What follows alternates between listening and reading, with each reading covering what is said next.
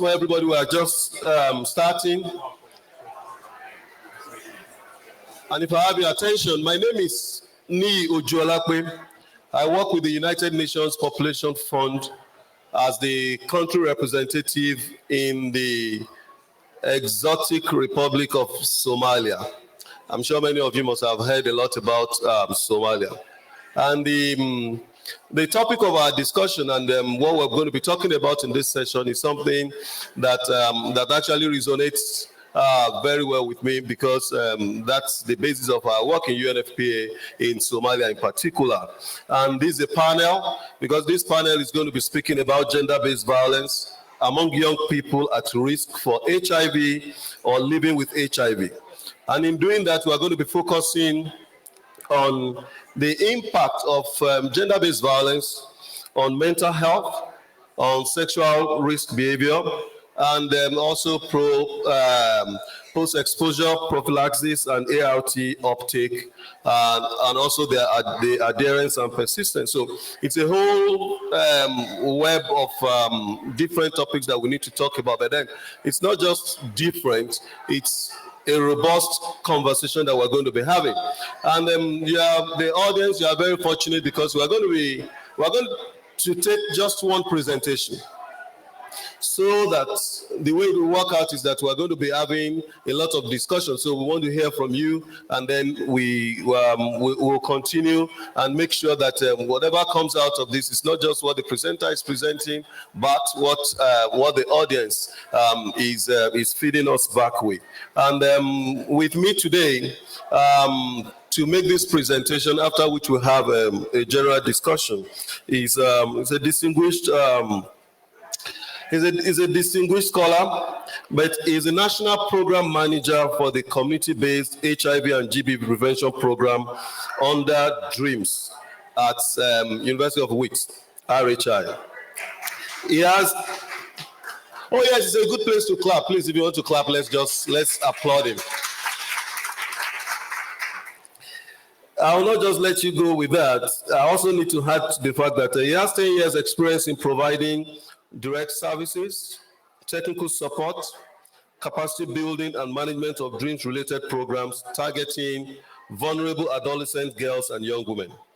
He is experienced in working very closely with relevant government departments, and by that I mean health, education, and social development departments. And he also works on implementing HIV and GBV-related interventions targeting young women and adolescent women within existing policy frameworks and relevant guidelines. He has strong interest in implementation science work, using evidence-based knowledge and data-driven decision-making to achieve impactful outcomes in public health.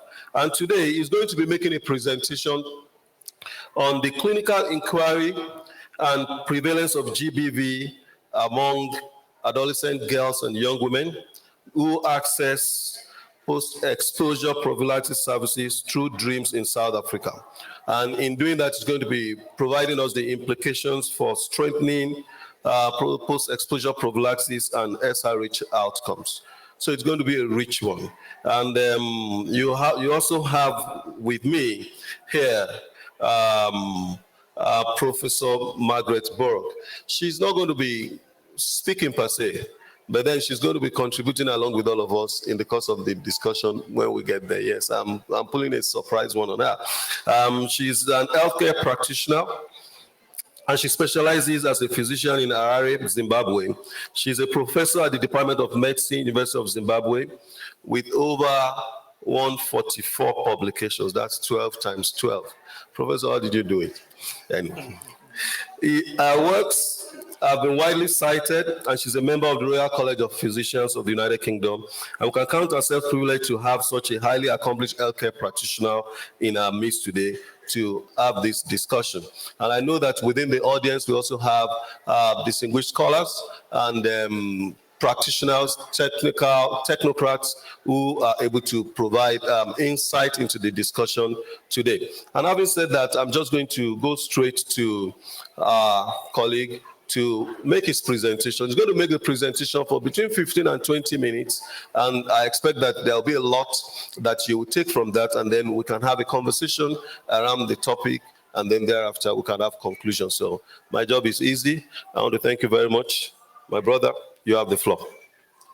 All right, thank you very much for the introduction. Sorry.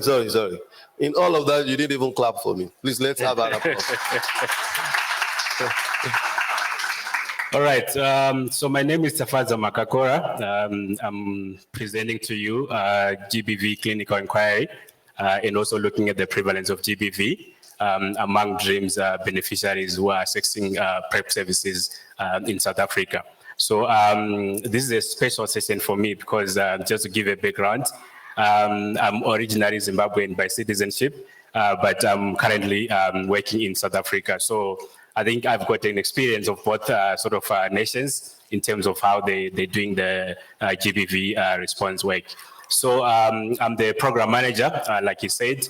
I'm managing one of the largest PrEP programs in South Africa, which is contributing quite a lot in terms of PrEP initiations in South Africa.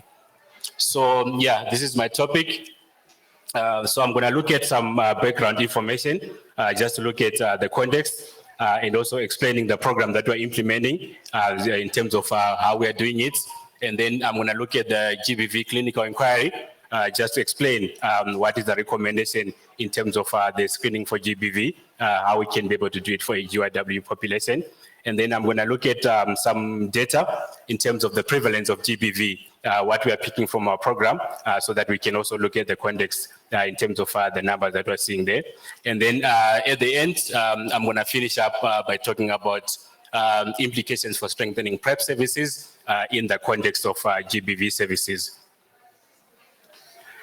All right, so just to give you some background, I think it skipped quicker.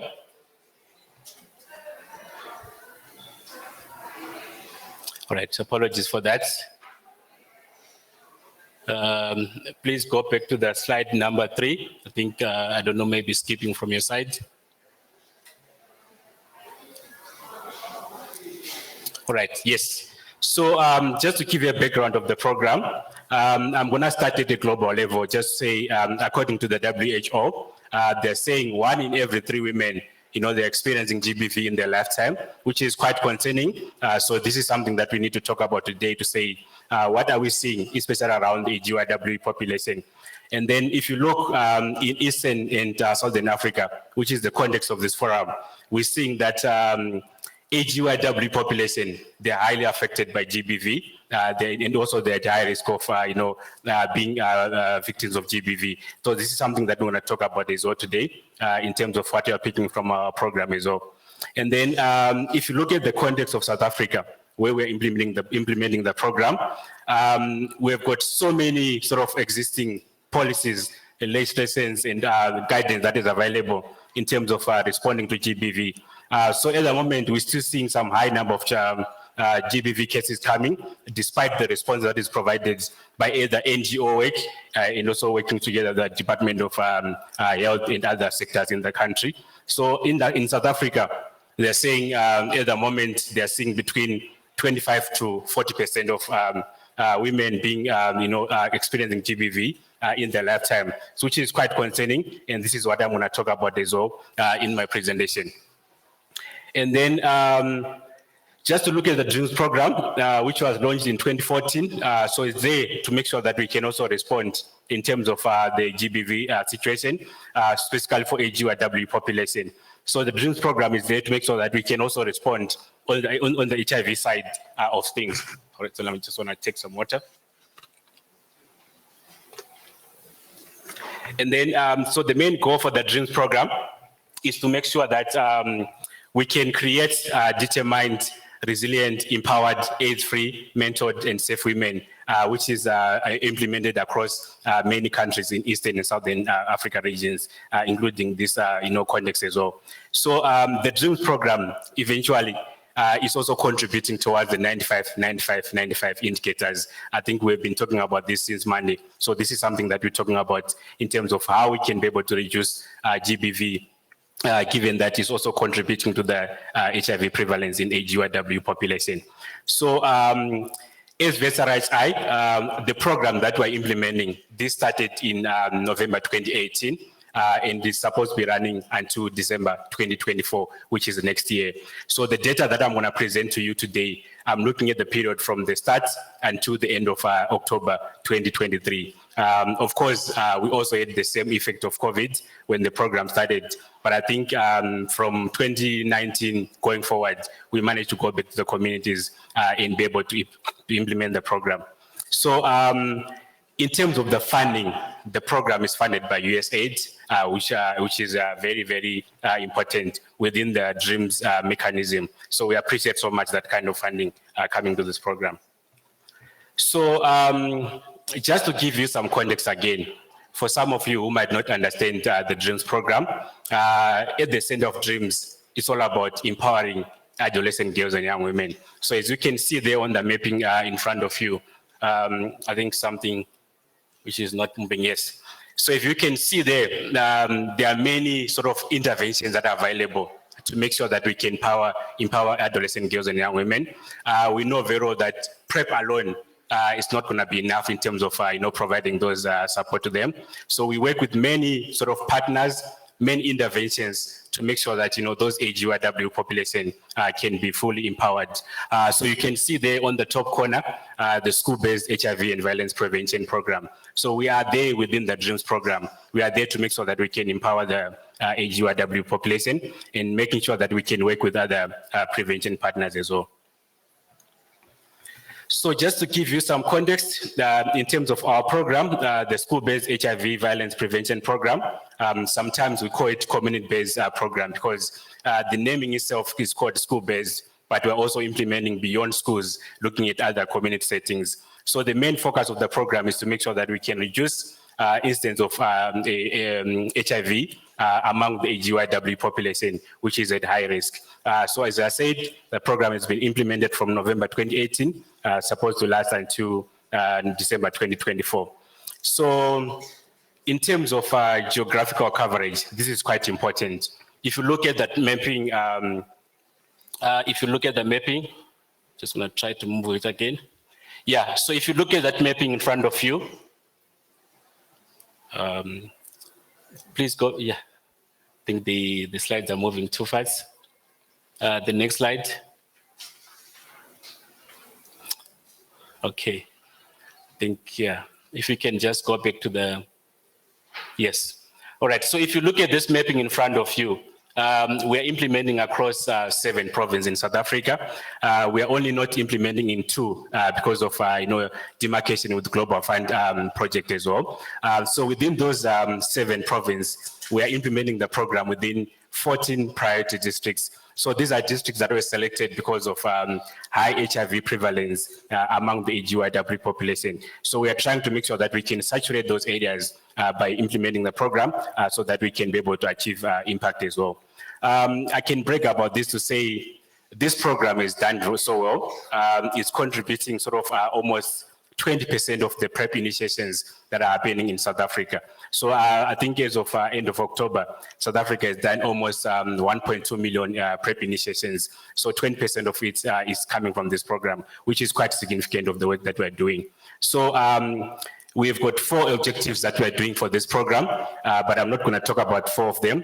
I'm going to focus on objective number 2, which talks about psychosocial support and linkage to post-violence care, which is the main focus of this session today. And then if you look at that picture on the bottom corner, this is the kind of setup that we use when we're implementing our program. So sometimes you find us with gazebo models and also we're using the mobile vans. So in other ways, we are a community-based implementation program. We don't implement in the facilities. We travel in the communities to make sure that we can provide our services. Next slide, please. I think I'm going to leave this to you to control. So yeah, in terms of the model, it's quite important to explain that we follow the ecological model in terms of how we're implementing the program. So we've got 3 spheres of implementation.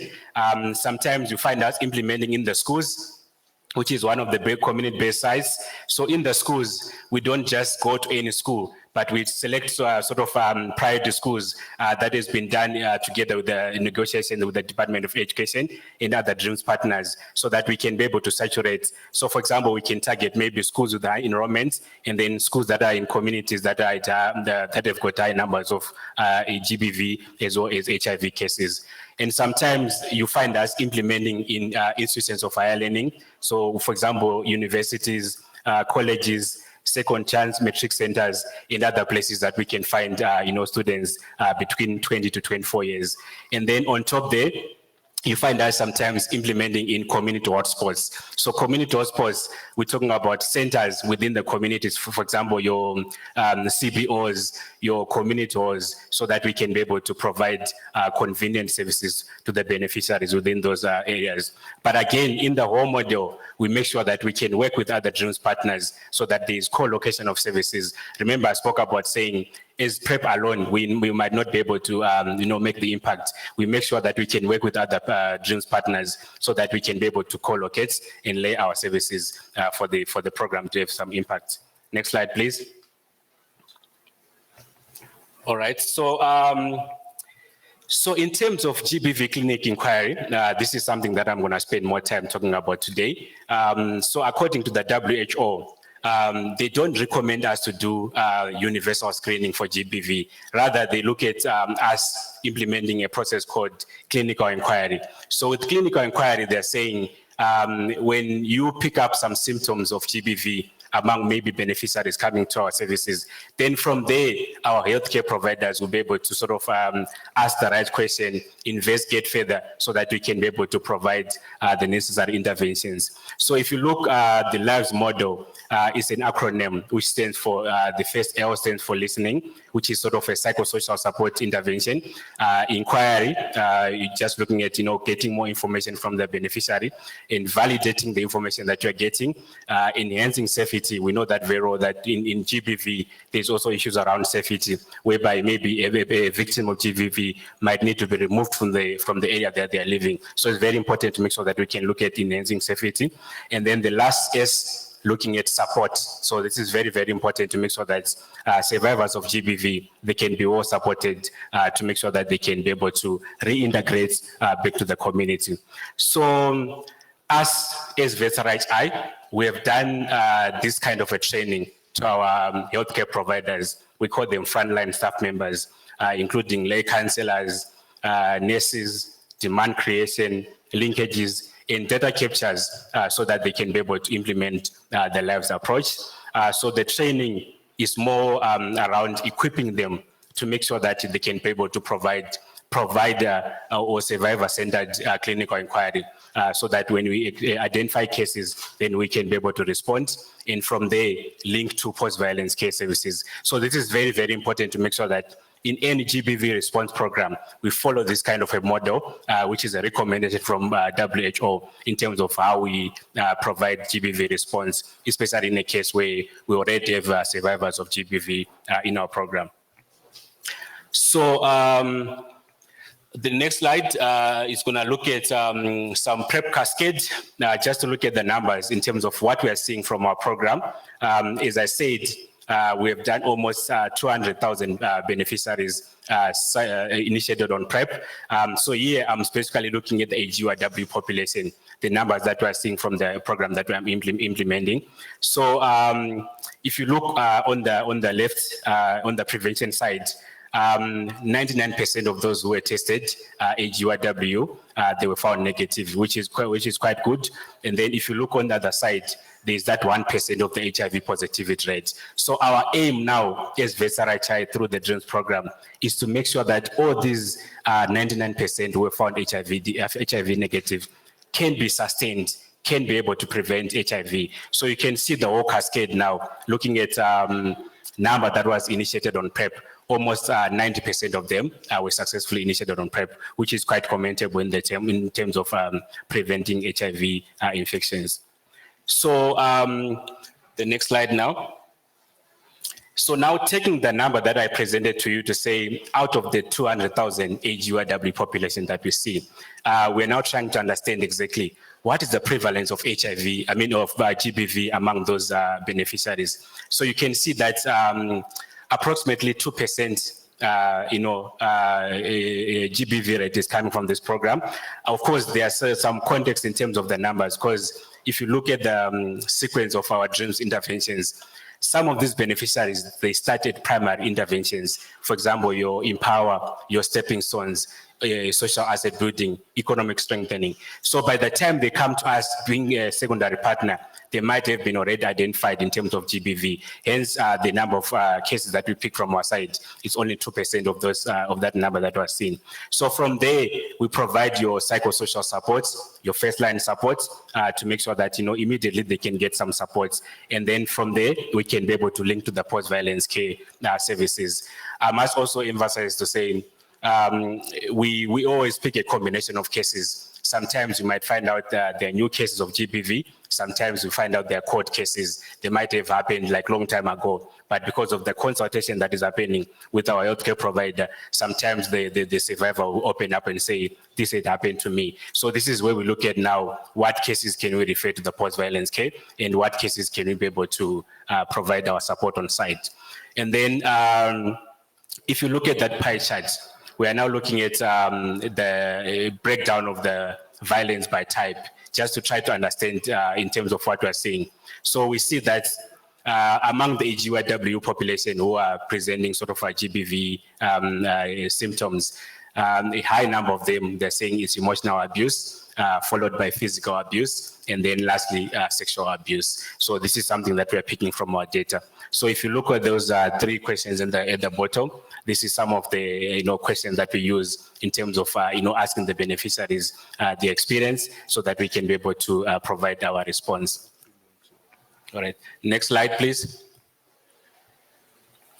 All right, so just to try to understand now in terms of the GBV cases that we're seeing, so we wanted to look at what are the profile of those young people that we're seeing from GBV being survivors. So we see that in terms of the age categories, 15 to 19 is a major population that we're seeing with high numbers of GBV, followed by the 20 to 24. Of course, by nature, this might be common given that the program itself is targeting adolescent girls and young women.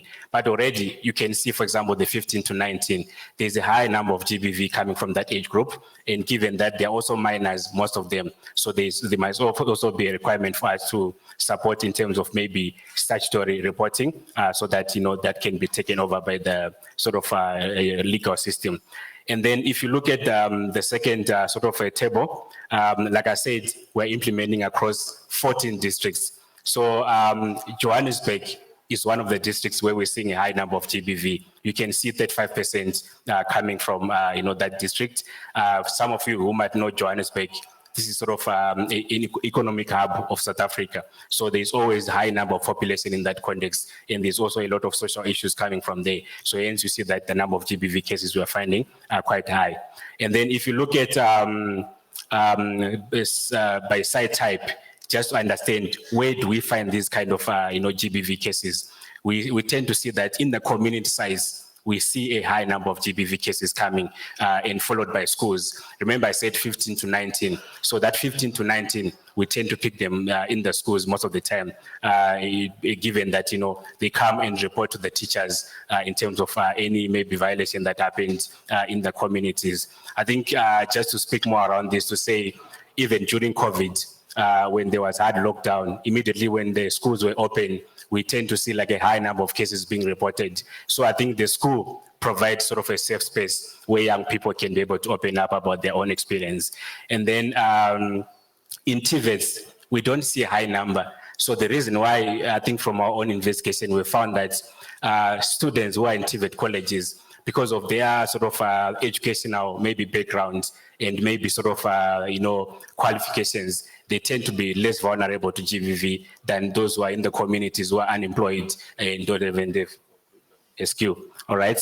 And then the last one, just looking at vulnerability assessment, what we are seeing at the moment is that partners who've got who don't know their status, majority of the, AGYW say they are victims of GBV because, they don't, the partner status, which is a risk factor there. And then you look at unprotected sex. This is one of the biggest factor again. If you look at the if you look at the 15 to 19, this is the population that might be also struggling to do condom negotiations. Last slide, please. Okay, just wait 1 minute to wrap up now. So what we are saying now in terms of GBV context and in PrEP, we are saying we need to sort of integrate our messaging. When we talk about demand creation for PrEP, we also need to talk about GBV, given that the same beneficiaries who are interested in PrEP services, they might also be at risk of GBV. So it's very important to make sure that in our awareness campaigns, we can also talk about GBV. Conducting clinical inquiry is part of integration of services. So this is very, very important. Where we are providing HIV testing, PrEP, we need also to include GBV clinical inquiry so that we can be able to pick up this case of GBV. And then from there, it's very, very important to make sure that we can link to post-violence care services. We know in South Africa, we've got Tutuzela care centers that are specialized in terms of providing post-violence care. So you can see there the whole package that is available, including PEP, legal support, and also maybe evidence collection in case they need to take it to the courts. And then just to look at the last point to say, in the implementation of DREAMS, when you're targeting AGYW population, because of the high vulnerability, we need to make sure that they can also be exposed to other DREAMS interventions. For example, your economic empowerment, because if you give them PrEP alone, if you give them PEP, then they might not be able to get fully empowered. So it's very important to make sure that we can be able to work with other partners. The last slide. All right. So yeah, I think this is just an acknowledgement. So thank you very much to PEPFAR, USAID for the funding, the WRHI team, Department of Health, Department of Education in South Africa, DREAMS partners, and also the communities that we're implementing. Okay. Thank you very much. Well,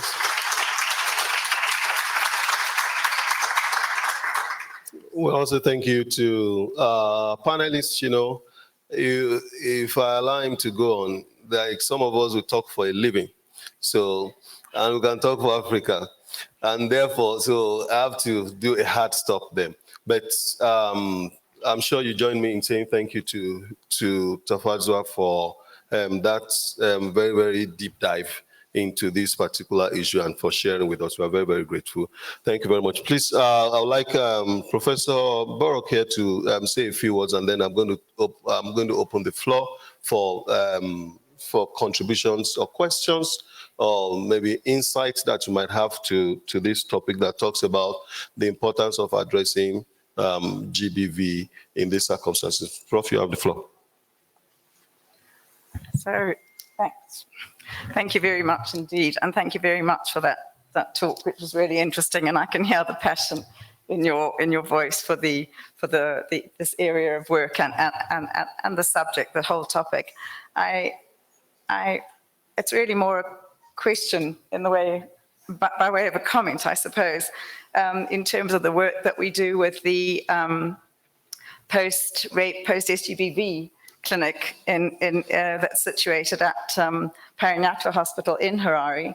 And I just was interested really to understand whether you have any experience and comments on the results of the legal outcomes within your program, because it's an area that we have struggled with actually here and have great difficulty in accessing in terms of numbers, in terms of success rate of bringing a certain amount of justice to our survivors, many of whom are, or quite a lot of whom are vulnerable adolescents and young women, people who are living on the street, people who are homeless for one reason or another, but also the group of adolescents and young women who are within supposedly stable environments that also have been abused, mostly sexually, and at least in the exposure that I've had to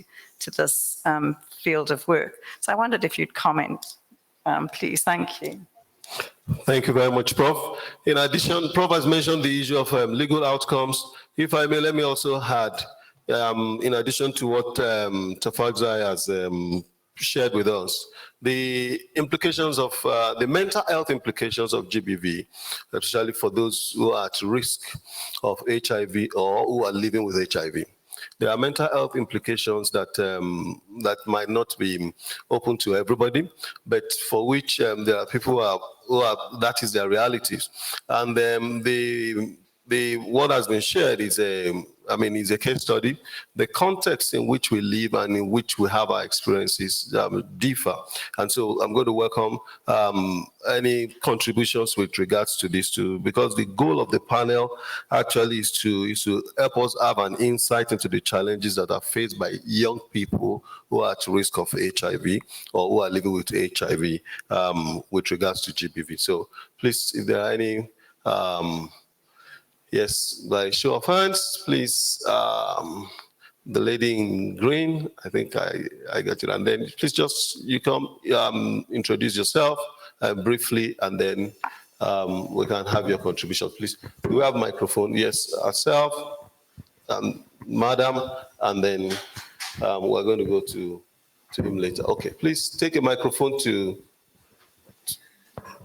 the lady there. Okay. Okay, but thank you very much, and good afternoon, everyone. I really enjoyed your presentation. My name is Sylvia Koth. I work in one of the DREAMS programs in Kenya, and I really resonated with what you're talking about in terms of GBV response and, of course, PrEP uptake. My question would be, how often did you conduct, GBV screening? Because of my fear of, frequent screening could lead to re-traumatization. Of course, because even for the ones who may have reported historical cases, frequent, screening would lead to, like I said, re-traumatization. And then I don't know if you were able to disaggregate further the type of GBV by when you did the disaggregation by site, and there was highest GBV experience in community and schools, and whether or not in the community settings and the school settings, you were able to identify what were the most likely forms or most prevalent forms of GBV to inform your prevention and response strategies. Thank you so much. Okay, thank you very much. I would say we should batch the questions together so that you can answer, and if there are others that are coming, we'll take them along the line. Yes, please, ma'am. Hello, everyone. My name is Valepi Panda from Zambia, and I don't know if you're going to take it as a question or recommendation. So in Zambia, with high school students between the ages of 15 to 19 are trained as anti-GBV champions. So what happens is they first get the proactive service rather than becoming so reactive when there is an issue of GBV. I understand that with regards to the numbers, that is where most of the GBV cases are coming from. But have you ever tried to look for other alternatives that you can use in order for them to be able to be more on the proactive side than reactive? Thank you. Thank you very much. So we'll take note of that. Let's take one or two more, and then we'll come to Tafadza to respond. And yeah. Good morning or good afternoon. I'm Charlene, and I am from Namibia, Project of Namibia, also implementing the DREAMS program. So my question has to do with the late reporting of GBV. And we know that there's clinical services that have an expiry date basically within the 120 hours. So I just wanted to know if this is the same, because this is one of our struggles in our country, that we have a lot of late reporting and as a result cannot provide the emergency services that within the 120 hours. So what has been your experience, and what are, if you were able to implement strategies to help improve that, what did you do? And then secondly, you mentioned the I Empower program.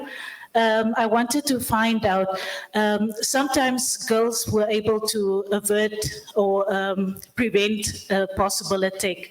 Is there any aftercare after that, or is there, what is the support for these girls? Because experiencing the possible threat could also be traumatizing in its own way.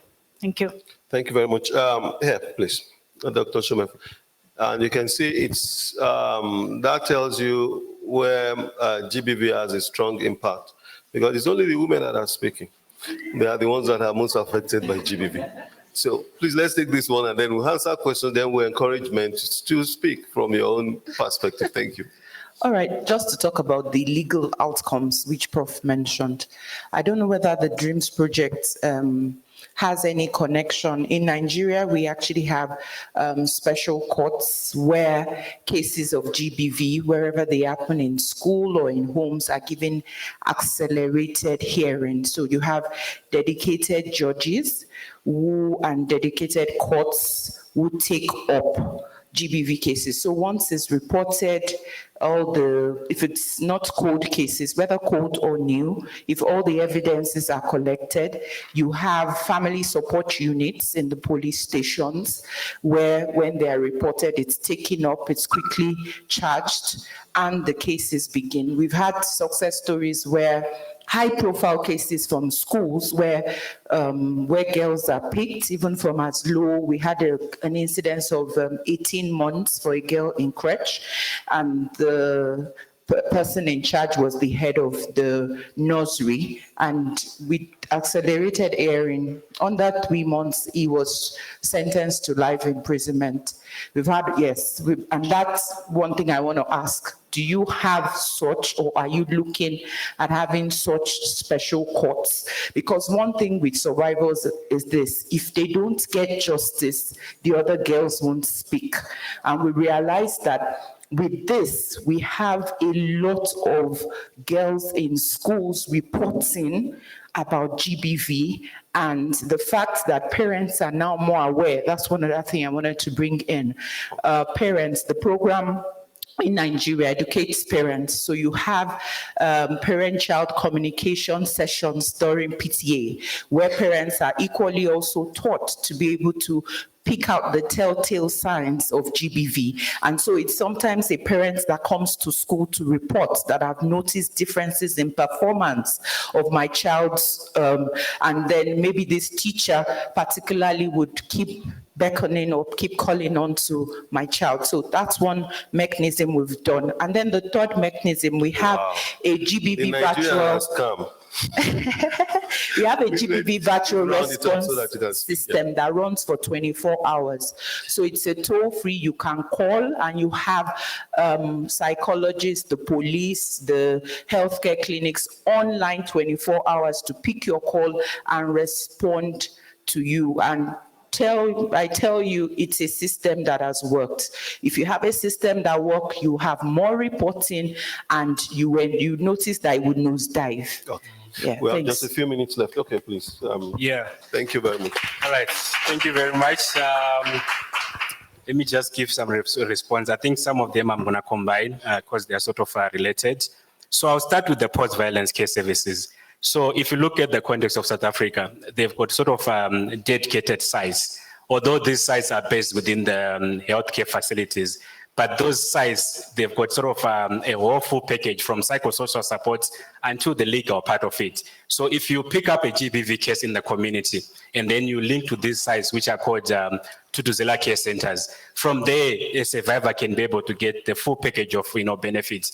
What we don't get from our side, maybe just to follow up on that question to say, in terms of the legal outcomes, we don't get much in terms of how much or maybe how many cases have been sort of finalized through the justice system. So this is something that a department called NPA, National Prosecuting Authority, takes over from there to make sure that in terms of the court process, then it follows the whole legal process until maybe the case is finalized. So I think through our engagement with the Department of Justice, we are now trying to understand what are the outcomes in terms of those cases.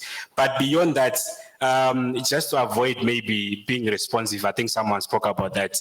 We also work with Childline. So Childline is one of our, strong GBV partner, which is a community-based organization in South Africa. So they've got a sort of a hotline that is available. Initially, some years ago, the number used to be like your normal cell phone number. But 2 years ago, they sort of revamped the number. It's now just having 3 digits, so that at least any time, whenever a survivor, experience GBV, then they can call that number so that immediately someone can be available. Then they'll be redirected to the nearest post-violence care sites. And then working with other DREAMS partners, like I said, we are working within the DREAMS mechanism. We've got one of our partners called NACOSA, which is doing the prevention of GBV as well as response. So through the funding from USAID again, they sort of provide transport money to the survivors of GBV, just to make sure that if you come across maybe a case in a community site, when they call that number, they are told to say, okay, here's the nearest facility where you can be able to get your service. So if they want to go there immediately, then they can be supported either by an Uber system, just to make sure that they can be able to get the services. So I think those are some of the mechanisms that we're using to make sure that we can just strengthen our response. But from the prevention side, it's very, very important also to look at, if you look at the high rates of GBV in South Africa, we are now saying, let's not just count the numbers, let's just be proactive in terms of preventing.